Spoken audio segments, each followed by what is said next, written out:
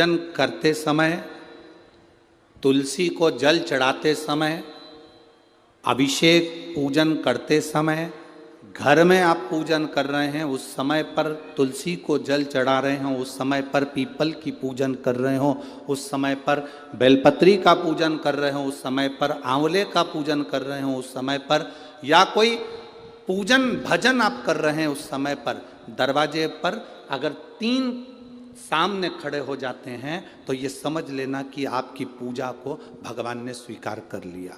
कौन 3 है उसका स्मरण करिएगा। पहला, पूजन करते समय, भगवान की आराधना करते समय अंदर मंदिर में अपने घर में बैठकर आप भगवान निहला रहे हैं, भगवान की पूजन कर रहे हैं, अर्चना कर रहे हैं, सेवा कर रहे हैं, माला जाप कर रहे हैं, पूजन अर्चना कर रहे हैं, तुलसी को जल चढ़ा रहे हैं, उस समय पर 3 का दर्शन अगर आपको हो जाता है, आपके दरवाजे पर अगर आ जाते हैं तो आपका समझ लेना पूजा स्वीकार हो गया। पहले नंबर पर पूजन करते समय दरवाजे पर गौ माता आकर खड़ी हो जाए, समझ लो तुम्हारा पूजन सफल हो गया। आप पूजन कर रहे हैं अंदर से, गाय रंभा रही है, आप पूजन कर रहे हैं अंदर से, गौ माता गौमूत्र कर रही है, आप पूजन कर रहे हैं अंदर से, गौ माता गोबर कर रही है, आप पूजन कर रहे हैं अंदर से और गाय दरवाजे पर आकर खड़ी हो गई। तुम्हारी अर्चना में, तुम्हारी आराधना में, तुम्हारी साधना में गौ माता तुम्हारे सामने आकर खड़ी हो जाए। पूजन के समय पर अचानक आकर तुम्हारे द्वार पर, तुम तुलसी को जल चढ़ा रहे हो, तुम्हारे दरवाजे पर आ जाए। और मेरा विश्वास कहता है, यहाँ जितनी मेरी जीजियाँ बैठी हैं, यहाँ जितने मेरे जीजा बैठे हैं, ये मेरा विश्वास कहता है आपके साथ कभी ना कभी ये जरूर हुआ होगा, पूजन के समय पर गौ माता का दर्शन होता ही, ये मेरा विश्वास कहता है।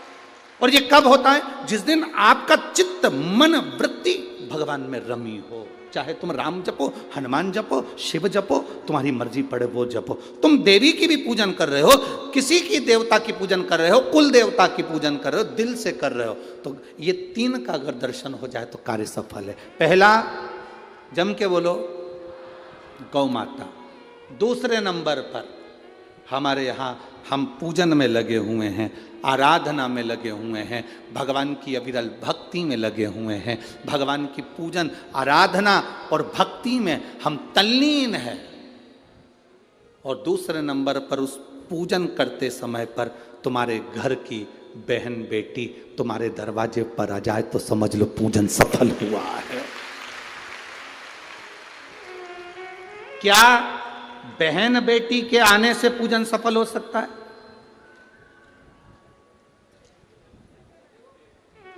कहां लिखा हुआ है महाराज जी? आप इतनी बड़ी बड़ी बातें कहते हो। पूछने वाले पूछ सकते हैं, कहने वाले कह सकते हैं, आपने कैसे कह दिया कि बहन बेटी के आने से सफल हो जाता कार्य? तो आप उठाओ, हिमालय राज का बेटा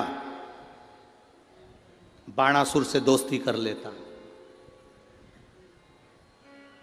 माता पार्वती का भाई बाणासुर से दोस्ती कर लेता है, और दोस्ती कर लेता है तो उसके चुंगल में फंस जाता है, बाणासुर के चुंगल में भाई संकट में आ जाता है।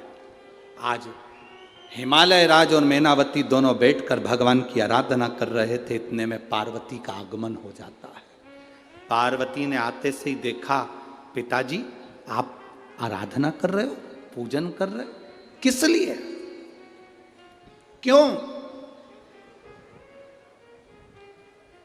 मैनावती ने कहा तेरा भाई संकट में घिरा हुआ है। पार्वती ने कहा क्यों चिंता करते हो, क्यों चिंता करते हो? पिताजी मैं आई हूं ना, चिंता मिटा दूंगी, चिंता मिटा दूंगी, आप चिंता ना करें। क्या हुआ? बाणासुर तेरे भाई को कष्ट दे रहा। बेटी पार्वती ने संकल्प ले लिया, उस बाणासुर का अंत मैं करूंगी। ना भगवान ब्रह्मा बाणासुर को मार सके, ना भगवान कृष्ण बाणासुर को मार सके। बाणासुर की कन्या भगवान कृष्ण के पास में, वहां उनके पौत्र के पास में गई, भगवान कृष्ण का युद्ध बाणासुर के साथ हुआ, 1000 भुजा, तो बाणासुर को भगवान कृष्ण नहीं मार सके। बाणासुर को न नारायण मार सके, न ब्रह्मा मार सके, बाणासुर को न शंकर मार सके, क्योंकि शिव ने तो वर दिया था। बाणासुर को केवल मारा है तो माता पार्वती अर्ध कुंवारी बनकर संहार कर कर चली जाती।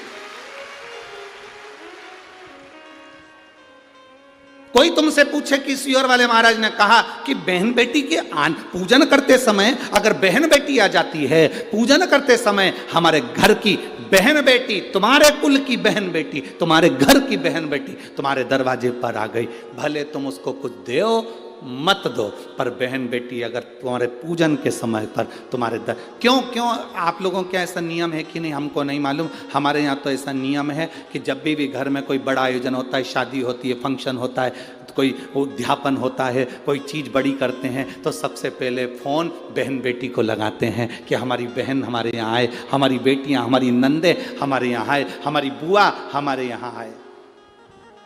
अब पूछोगे गुरुजी ये प्रसंग बहन बेटी को बुलाने का तो भगवान कृष्ण के यहां से चालू हुआ।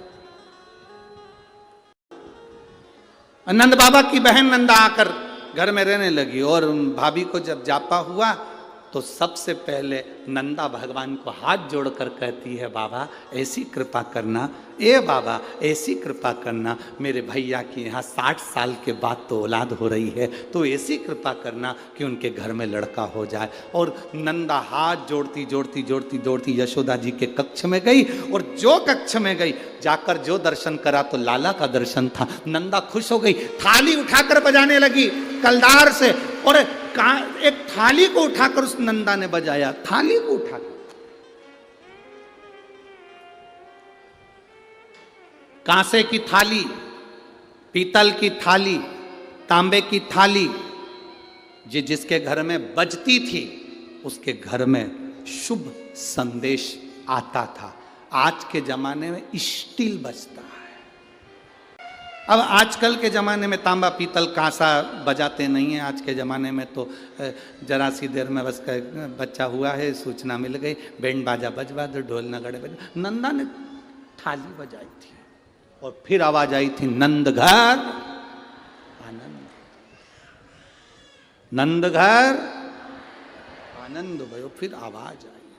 भजन करते समय स्मरण करते हुए, नाम जाप करते हुए 3 का दर्शन हो जाए, तुम्हारे दरवाजे पर आ जाए, जीवन की सफलता मानना, पूजन सफल मानना। पहले नंबर पर जम के बोलो गौ माता, दूसरे नंबर पर बहन बेटी, और तीसरे नंबर पर हैं संत गुरुजन, जो निष्कपट भाव के, जो तुम्हारे दरवाजे पर कुछ मांगने नहीं आए हैं। जो मांगने आए हैं वो नहीं, पूजन करते समय तुम्हारे दरवाजे पर कोई संत, कोई ब्राह्मण, कोई गुरुजन, कोई भक्त ऐसा आ जाए जो मांगने नहीं आया, फिर बस तुम्हारे सामने तिलक लगाकर भक्ति में डूबा हुआ, भजन में डूबा हुआ वो तुम्हारे सामने आ जाए, समझ लो कि तुम्हारी पूजन सफल हो गई। मांगने नहीं, मांगने नहीं, केवल आया, भजन गाया, सीताराम कहा, हर हर महादेव कहा, श्री शिवाय नमस्तुभ्यम कहा, जय श्री हनुमान जी कहा, और वो अपना चले गया। तुम्हारे दरवाजे पर मांगा नहीं उसने। असली संत तुम्हारे दरवाजे पर गुरुजन, ब्राह्मण जन, भक्त जन, कोई भगवत प्रेमी तुम्हारे दरवाजे पर दर्शन हो जाए पूजन के समय पर, समझ लो कि उसने स्वीकार कर लिया, उसने स्वीकार कर लिया। यदि आपको गुरुजी की यह बताई हुई जानकारी अच्छी लगे तो वीडियो को लाइक कीजिए, शेयर कीजिए, और ऐसी ही ज्ञानवर्धक वीडियो देखने के लिए चैनल को सब्सक्राइब कीजिए। हमारी वीडियो देखने के लिए आपका बहुत बहुत धन्यवाद।